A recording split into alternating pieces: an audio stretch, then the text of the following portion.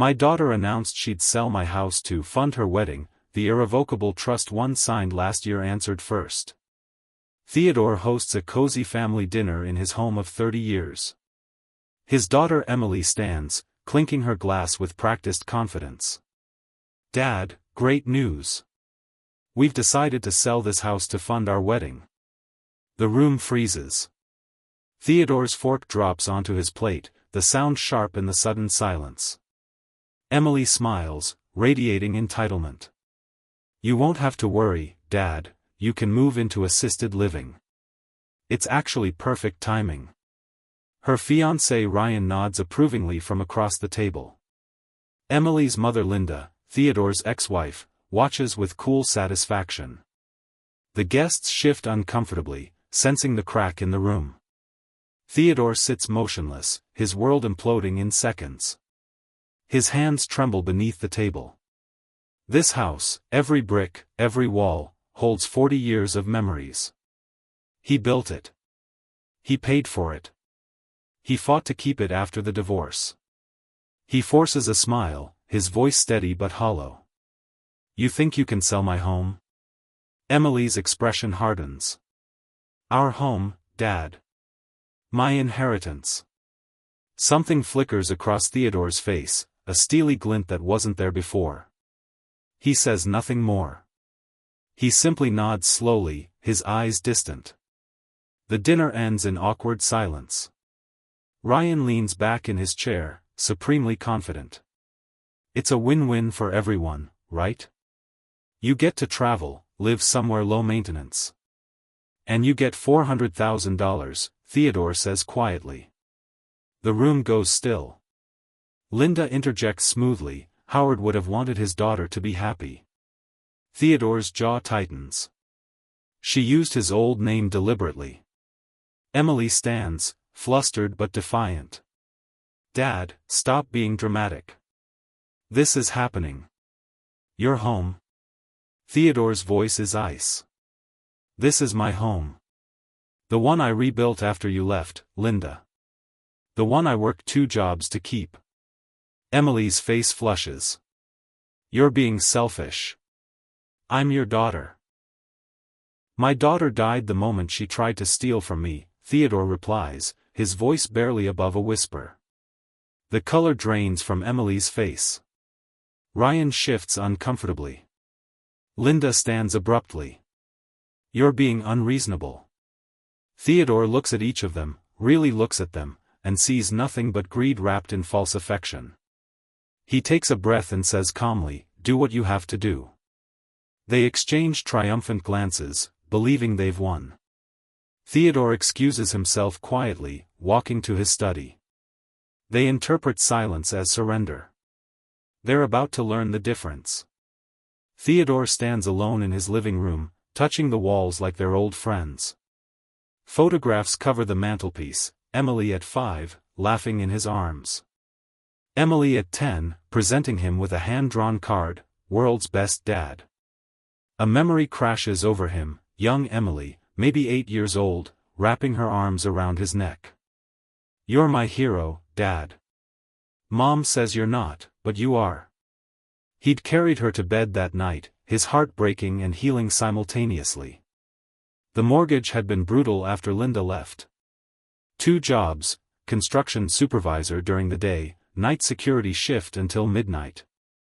Emily would fall asleep at the kitchen table waiting for him to tuck her in. He'd missed her school plays, her soccer games, but never a single birthday. Theodore had been present. Completely, utterly present. Now Emily wanted to sell his home like it was a commodity. Like 30 years meant nothing. He slumps into his reading chair, the leather worn from decades of sitting. On the side table sits a photo, Theodore and Emily at her high school graduation, both beaming. What happened to you? He whispers to the photo.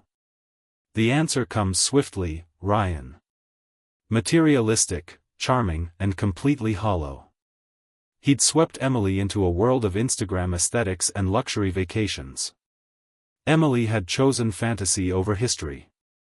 Theodore closes his eyes. He remembers everything. Emily arrives the next morning with papers in hand, her energy frenetic. Ryan trails behind, already wearing his victory like a crown. "Dad, we need your signature," Emily says, sliding documents across the kitchen table. "The realtor's ready to list tomorrow." Theodore reads the first page. His signature line is blank, waiting. Ryan leans against the counter. "Let's make this easy. You sign, you get a comfortable settlement, and everyone moves on." "My house isn't going anywhere," Theodore says quietly. Emily's face hardens instantly. Her tone shifts from sweet to sharp. "You're being selfish. I'm your daughter. Don't you want me to be happy?" Ryan steps closer. "The wedding's in 6 months. We've already made commitments." Theodore slides the papers back across the table. "Then unmake them." Emily's eyes flash with rage. She storms toward the door, then pauses. "You're going to regret this, Dad." After they leave, Theodore stands in the silence they've shattered. He's made his decision. He walks to his study and unlocks the small mahogany safe built into the wall. Inside sits a thick folder marked, "Irrevocable Trust, 2023, in gold lettering. Theodore opens it slowly, reviewing every page with quiet satisfaction. His lawyer, Mr. Bennett, had been thorough. Every loophole sealed. Every contingency planned. He runs his finger along his signature on the trust document, dated a year ago, long before Emily's engagement, long before Ryan entered the picture. Theodore smiles for the first time in days. "Let's see how far you'll go," he murmurs, "before it all falls apart." 3 days later, Theodore watches from his upstairs bedroom as a real estate sign is hammered into his front lawn. Below it, in bold letters, "Sold by appointment." The open house is scheduled for Saturday. Emily arrives that morning with Ryan and a professional realtor named Patricia. She walks through the home pointing out "potential" to invisible buyers who haven't yet scheduled tours. Hardwood floors, original crown molding, mature landscaping, Patricia recites mechanically. Built in 1985, well-maintained, perfect for a young family or investors. Theodore sits in his recliner, completely unmoved, watching them parade through his life. Emily glances nervously at him but says nothing. That afternoon, the first potential buyers arrive, a young couple looking impressed by the kitchen renovation Theodore completed 5 years ago with his own hands. As they tour the master bedroom, Patricia's phone buzzes. She checks the property deed and frowns slightly. "Is everything okay?" the couple asks. "Just a formality," Patricia says, but her tone has changed. "The property is held under a trust structure. That's actually quite common." Theodore listens from downstairs, completely calm. After the couple leaves, Patricia pulls Emily aside in the hallway. Theodore hears fragments of the conversation: "Irrevocable. Trustee approval. Complications." Emily's confident expression begins to crack. That evening, she calls Theodore. "Dad, is the house actually in a trust or something?" Theodore turns a page in his book and doesn't answer immediately. "Why do you ask?" "The realtor is being weird about the paperwork." Theodore's voice is gentle but firm. "Emily, you should have asked those questions before announcing at dinner that you were selling it." Emily sits across from Marcus Chen, the bank manager, with Ryan at her side. She's brought copies of the deed, property tax documents, and what she believes are proof of ownership. Marcus studies the paperwork carefully, his expression neutral. "Ms. Emily, your father's property is held under an irrevocable trust established in 2023. The beneficiary is listed as Theodore J., lifetime. Upon his passing, it transfers to the Bennett Trust Company as trustee for a designated charitable purpose." Emily's stomach drops. "What does that mean?" "It means your father has a lifetime interest in the home. You cannot sell it, refinance it, or transfer it without his consent as the beneficiary. His consent would also need approval from the trustee, the Bennett Trust Company. Ryan leans forward. What if we got him to sign something? Marcus shakes his head. An irrevocable trust cannot be undone or modified by signings or informal agreements. It's legally binding. The only person who could have modified it years ago was your father, before it became irrevocable. Now, it's permanent. Emily's face goes pale. So we can't sell it. Correct. And I'd advise you not to pursue this further. Attempting to circumvent an irrevocable trust could expose you to legal liability. Emily stands abruptly, her hands shaking. Ryan follows her out of the office, his face dark with rage. Neither speaks for the entire drive home. That evening, Ryan explodes in Emily's apartment. You told me your father was just going to hand it over. You said he was getting old, confused, easy to manipulate. Emily flinches. I thought he would be reasonable. Reasonable? We've already paid the wedding deposits. The venue, the caterer, the photographer, I've spent $80,000 on our wedding, Emily. His voice drops to something colder, more dangerous. Your father did this on purpose. He's punishing you because I'm marrying you. He's jealous. Emily feels the first crack in her devotion to him. That doesn't make sense. Listen to me, Ryan says, stepping closer. Your father's old. He's not going to live forever. You wait it out, you play nice with him, and eventually, the house and everything else becomes yours anyway. Mr. Bennett said the house goes to a charity, Emily whispers. Ryan waves his hand dismissively. Charities can be sued, restructured, dissolved. There are always loopholes. You need to get back in your father's good graces, get him to trust you again, and figure out a way to undo this trust or prove it was done under duress. Emily looks at him, really looks at him, and sees something she'd been ignoring for months. Ryan doesn't love her. He loves what he thought her family would give him. For the first time, she feels truly alone. Emily arrives at Theodore's house on a Tuesday evening, her eyes red and swollen from crying. She knocks softly, and Theodore opens the door, immediately concerned. Sweetheart, what's wrong?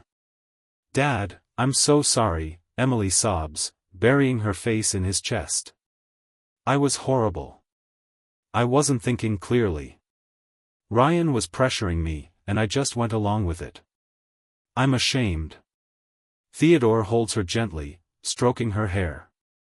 He wants to believe her. Part of him does.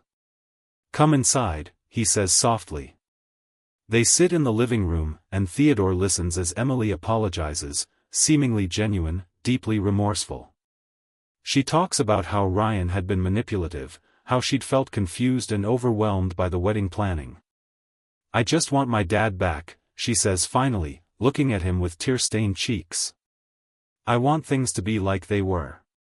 Theodore's heart softens. He reaches for her hand. But then Emily's tone shifts subtly. Dad, I was thinking, about the house. Could you maybe talk to Mr. Bennett? Just to see if there's any way the trust could be modified? I'm not asking you to sell. If there was flexibility, maybe we could work something out. Theodore's hand stiffens. I know you love me, Emily continues. And I know you wouldn't want me to lose everything over this. Ryan's leaving me if we can't figure something out. I'd lose my fiancé, my house, everything. Theodore pulls his hand back slowly. Emily, there are no modifications possible. That's what irrevocable means. She stands abruptly, her mask slipping. You could try. You could at least try instead of just punishing me. I'm not punishing you, Theodore says quietly. I'm protecting myself. You came here to manipulate me into giving you what you wanted. That's not love, Emily. That's calculation. Emily leaves without another word, slamming the door behind her. Theodore sits alone in the silence, his heart breaking all over again. Emily doesn't contact Theodore for 2 weeks. Then, on a Saturday morning, she appears at his door looking genuinely destroyed. Her makeup is smeared, her hair unwashed, and she's visibly thinner. "Dad," she whispers, "I lost the engagement. Ryan left me. I'm completely alone." Theodore opens the door, his protective instincts overriding his caution. He lets her inside. Emily collapses onto the couch, sobbing uncontrollably. Theodore sits beside her, offering tissues and water, listening as she talks about the betrayal, the humiliation, the realization that Ryan had only been using her. "I was so stupid," Emily says, her voice hollow. "I let him convince me that money was everything. That you didn't matter. That this house was just a thing to sell." Theodore wraps an arm around her shoulders, and for a moment, it feels like forgiveness is possible. "I love you, Dad," Emily says, looking directly into his eyes. "I really do." Theodore nods, unable to speak past the lump in his throat. "There's one thing that might help me feel better," Emily continues carefully. "If you could just show me the trust documents. Just so I understand what happened. It might help me process everything." Theodore stiffens. He stands and walks to his study, returns with the trust folder, and hands it to her. Emily opens it slowly, her eyes scanning the pages. Her expression doesn't change, but Theodore notices her fingers trembling as she reads the irrevocable language, the charity designation, the permanence of it all. She closes the folder gently and hands it back. "You knew this whole time," she says quietly. "You knew I couldn't sell it, and you let me try anyway." "I let you make your own choices," Theodore replies. "I let you discover who you really were when given the opportunity." Emily leaves shortly after, and Theodore knows this goodbye is different. Theodore meets with Mr. Bennett in his law office downtown. The attorney reviews the trust status, nodding with satisfaction. "Your assets are completely protected, Theodore. Emily cannot access the property, cannot sell it, cannot even force you to modify the trust terms. Even if she took legal action, which she shouldn't do, the irrevocable trust is essentially bulletproof." "What happens after I pass away?" Theodore asks. "The property automatically transfers to the Bennett Trust Company as trustee. We'll manage the property transfer to the designated charitable foundation, the organization you selected in the trust documents. The timing is automatic. No delays, no complications." Theodore nods. "Good. I have to ask," Mr. Bennett says, leaning back in his chair, "did something happen with your daughter?" Theodore considers lying but doesn't. "She tried to manipulate me into selling the house. I wanted to make sure she couldn't." Mr. Bennett doesn't look surprised. He's seen this before. "You made the right choice, Theodore. Irrevocable trusts exist for exactly this reason, to protect your wishes from being altered by family pressure or manipulation." As Theodore leaves the office, he feels a weight lift slightly. The legal framework is in place. His legacy is secure. Whatever happens next is out of Emily's hands. Justice, he realizes, doesn't require revenge. Sometimes it just requires planning. 3 weeks later, Theodore scrolls through his phone and finds Emily's Instagram post plastered across the screen. "So grateful for my supportive dad who's helping me start this next chapter.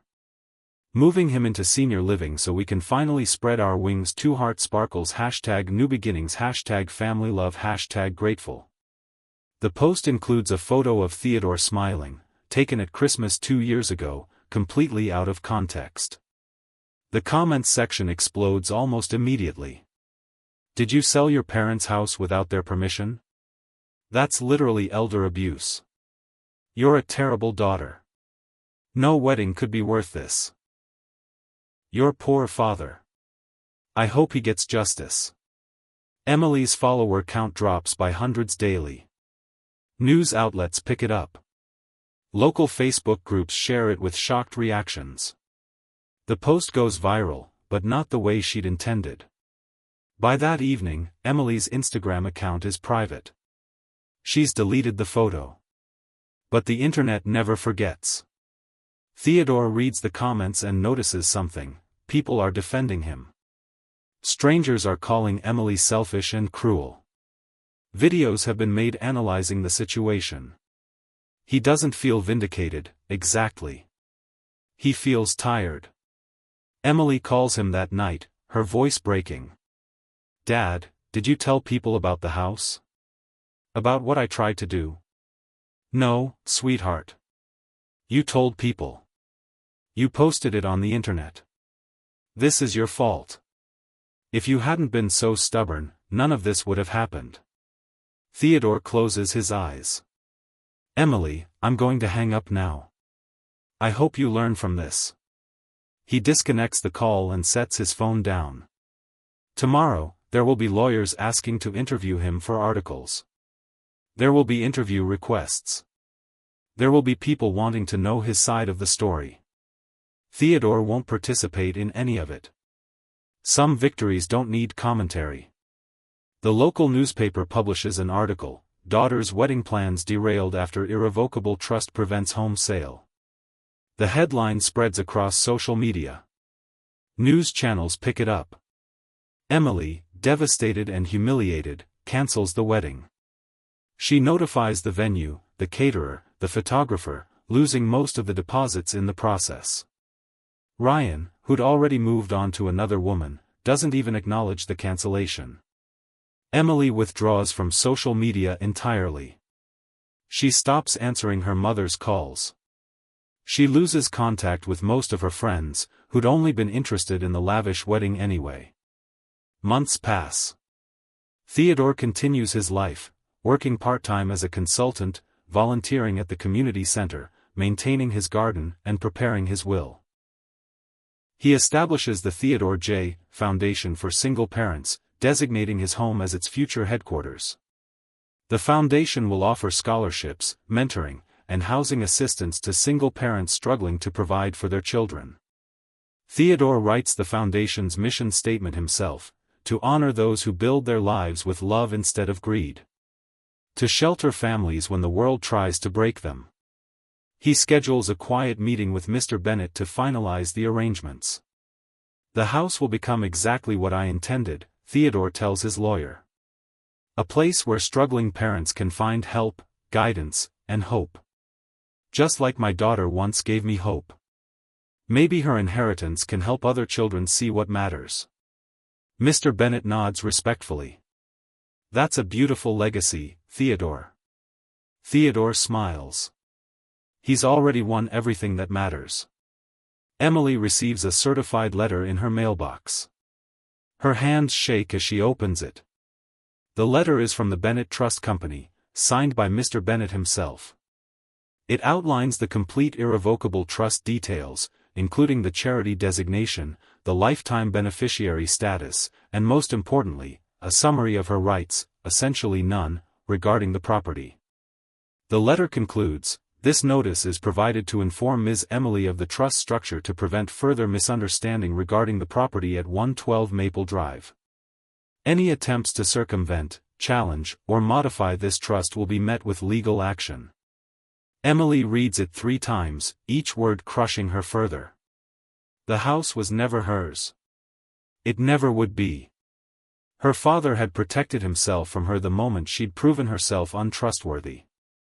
She calls her mother, Linda. "Did you know about the trust?" "Of course not," Linda snaps. "Your father did this to punish you for choosing happiness." But Emily is beginning to see the world differently. She's beginning to understand that her mother had spent decades manipulating and deceiving, and that Theodore had recognized the pattern and prevented history from repeating itself. Emily sits in her empty apartment, surrounded by unpaid bills and broken dreams, and realizes what she's lost. It wasn't the house. It was her father's trust. Emily shows up at Theodore's house unannounced one evening. Her face is blotchy from crying, and she looks like she hasn't slept in days. I need to understand why, she says when Theodore opens the door. He invites her inside, and they sit in the living room where they'd shared so many memories. You set this trap, Emily says, her voice accusatory but hollow. You knew I would try to sell the house. You knew I'd fail. You let me humiliate myself. I didn't let you do anything, Theodore replies calmly. I didn't set a trap. I protected myself. There's a difference. But you could have just told me about the trust. You could have prevented all of this. Theodore looks at his daughter, really looks at her, and sees the woman she's becoming underneath the pain. If I'd told you, you would have tried to find another way, he says quietly. You would have schemed and manipulated and involved lawyers. This way, you learned who you are when given the opportunity to be greedy. Emily's shoulders slump. I hate that you're right. I know, Theodore says. They sit in silence for a long time. What happens now? Emily finally asks. That's up to you, Theodore says. But I want you to know, this house will eventually help hundreds of families. Not because I'm punishing you. Because I'm honoring every sacrifice I made to build it. Including the sacrifice of my relationship with you. Emily begins to cry, not from rage or manipulation, but from genuine grief at what she's destroyed. Theodore invites Emily to sit at the dining room table. He spreads out the trust documents and the foundation charter he's created. This is what you tried to sell, Theodore says, tapping the deed. But this is what it will become. He shows her the foundation documents, the Theodore J. Foundation for Single Parents. The mission statement. The plans. When I pass away, this house becomes the foundation's headquarters. It will provide housing, mentoring, and financial assistance to single parents like I was. Children like you will have a safe place to learn that love matters more than money. Emily reads the documents with growing comprehension. There's a specific allocation, Theodore continues. If you ever need help, if you ever get lost the way I did after your mother left, you can apply to the foundation like anyone else. You'll be treated like any other applicant. No special treatment. No exceptions. Emily looks up from the papers, tears streaming down her face. You're giving me a chance to earn it back. I'm giving you a chance to understand what matters, Theodore corrects. The house was never the point. Your character is. Emily closes her eyes. I was so awful to you, Dad. You were lost, Theodore says simply. But you're finding your way back. That's what matters. Word spreads through Emily's social circle that she tried to sell her elderly father's house. Her childhood best friend, Sarah, stops responding to texts. Her college roommate posts a vague Instagram story. You find out who people really are when money's involved. A local therapist Emily had been seeing drops her as a client, citing values misalignment. Ryan moves on publicly and quickly, already engaged to someone new within weeks. Emily's mother Linda becomes distant, embarrassed by the scandal. She stops inviting Emily to family events. Emily loses her job at a real estate firm, not explicitly because of the scandal, but the timing is suspicious. Her boss had mentioned her being a liability to company values. She's completely alone. But something shifts in Emily during this isolation. Without the noise of social media, without the pressure of Ryan's expectations, without her mother's manipulation, she begins to think clearly for the first time in years. She recognizes how thoroughly Ryan had exploited her materialism. How completely her mother had modeled selfishness. How deeply she'd buried her own values in pursuit of a fantasy. Theodore watches from a distance, saying nothing, letting her learn.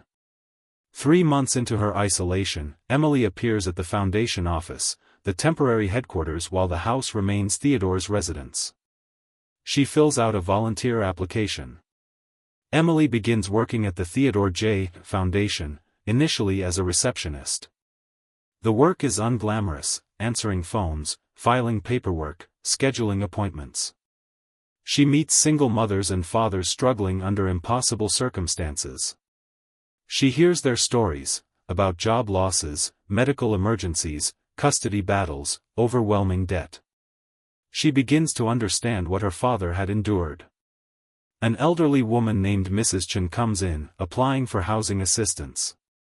She's been living in her car for 6 months after her husband's death left her with massive medical debt.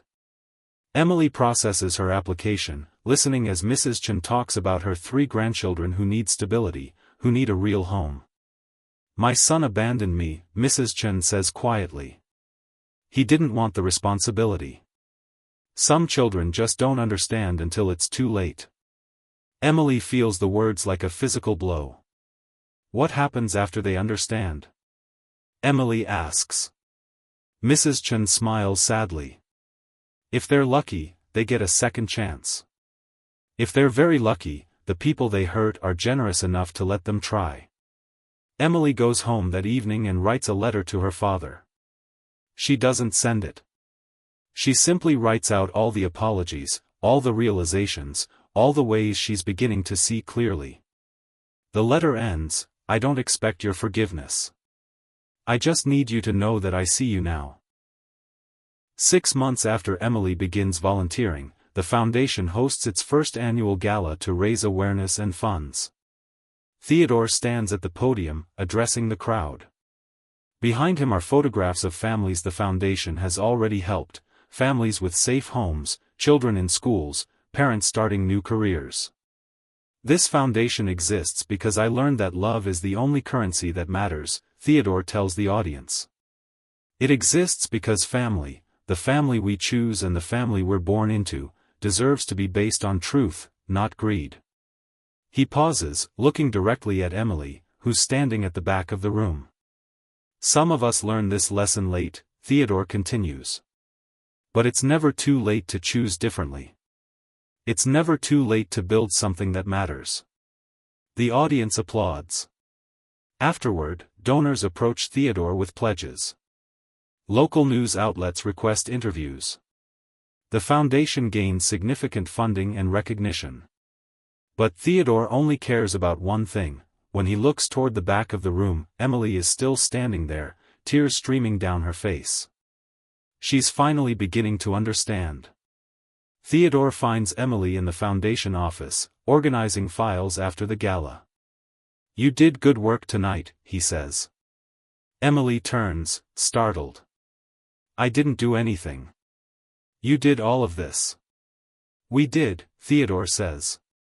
"Both of us." Emily sets down the files and faces her father fully. "Dad, I need to say this. I'm sorry. I'm deeply, truly sorry for what I tried to do. For who I was. For what I put you through." Theodore nods, waiting. "I don't expect you to forgive me," Emily continues. "I don't expect us to go back to how we were. But I want you to know that I understand now. I understand what you sacrificed. I understand what matters. And I understand why you did what you did." Theodore steps forward and pulls his daughter into a hug. Emily collapses into his arms, sobbing. Not from manipulation or self-pity, but from genuine remorse and relief. "I'm proud of you," Theodore says quietly. "Not because you've apologized. But because you've changed." They stand together in the quiet office, the foundation's mission statement visible on the wall behind them. It's not the same as their relationship was before. That innocence is gone forever. But it's something real, built on truth instead of illusion. Theodore formally introduces Emily to the foundation's board. He explains her journey, not as punishment, but as redemption. "My daughter tried to sell this house," Theodore tells the board. "But in trying, she learned what the house was really built for, not accumulation, but help. Not legacy for her, but legacy for others." He reveals the foundation's full mission, providing housing, educational support, and financial literacy training to single parents and their children. "The goal isn't just to provide a roof," Theodore explains. It's to break cycles of poverty and teach that integrity, that doing the right thing even when it costs you, is worth more than any inheritance. Emily is appointed as Assistant Director of Community Outreach, a position she's earned through 3 months of dedicated volunteer work. Her salary is modest. Her title is not impressive. But she's building something real. Emily spends her days visiting prospective applicants, understanding their situations, helping process their requests for assistance. She becomes known for her empathy, her genuine care, her willingness to listen. One mother tells another, Emily gets it. She's not judging. She's helping. Theodore watches his daughter work, with pride, with hope, with cautious optimism that she's finally found her way. The local newspaper runs a feature, From Betrayal to Redemption, How a Family Foundation Changed One Woman's Life. The article details the whole story, Emily's attempt to sell her father's house, the irrevocable trust, the public humiliation, and her subsequent transformation. Emily is quoted, "I was a terrible daughter. But my father's response, protecting himself through the trust, forced me to look in the mirror. Now I'm using my second chance to help others get their first chance." Theodore is quoted, "Love isn't about giving people what they want. It's about helping them become who they need to be." The article goes viral. The foundation receives thousands of dollars in donations. Local news channels request interviews. National media outlets express interest. Theodore and Emily decide to tell their full story, the painful parts, the shameful parts, the redemptive parts. They appear together on a podcast about family dysfunction and healing. They're interviewed for a magazine feature about second chances. The response is overwhelming. People write to Theodore describing their own family betrayals. People write to Emily describing their own journeys from greed to meaning. "Your story saved my marriage," one letter reads. "I'm going to reconcile with my daughter," another says. Theodore and Emily realize their pain has become a bridge for others. 2 years after the dinner where Emily announced she'd sell the house, Theodore invites her to lunch, in the very home she'd tried to take from him. They sit at the dining room table, and Theodore slides an envelope across to her. "What is this?" Emily asks. "Open it," Theodore says. Emily opens the envelope and finds a letter from Mr. Bennett, outlining a new will Theodore has created. In it, Theodore designates Emily as his executor, the person responsible for managing his estate after his death. Emily looks up, confused. "You've earned my trust," Theodore says simply. "Not through words. Through actions. Through consistently choosing to do the right thing, even when it doesn't benefit you." But the house goes to the foundation, as planned, Theodore confirms. "But you'll manage that transition. You'll ensure the foundation's work continues. You'll carry on what we've built." Emily's hands tremble. Are you saying you forgive me?" "I'm saying I believe in who you've become," Theodore replies. "Forgiveness happened months ago, the moment you started volunteering at the foundation. But this is me putting my complete faith in you." Emily cries, not from relief, but from the weight of earning something real. On his 60th birthday, Theodore writes a formal letter to Emily. He places it in the safe alongside the trust documents. The letter reads, "My dearest Emily. I loved you even when you forgot how to love me. I loved you when you tried to steal from me. I loved you when you were broken and lost. The trust one created wasn't revenge. It was protection from your own worst impulses, the ones that would have destroyed you far more thoroughly than any financial loss. You've chosen differently. You've chosen integrity. You've chosen to build rather than destroy. I'm proud of you. When I'm gone, this house will shelter hundreds of families. But know that it was built with love, not as an inheritance for you, but as a legacy through you. You're the keeper of that legacy now. Guard it. Grow it. Let it become everything you tried to steal from me, except transformed into something that will bless thousands. I love you. Your father. Theodore seals the letter and places it in the safe.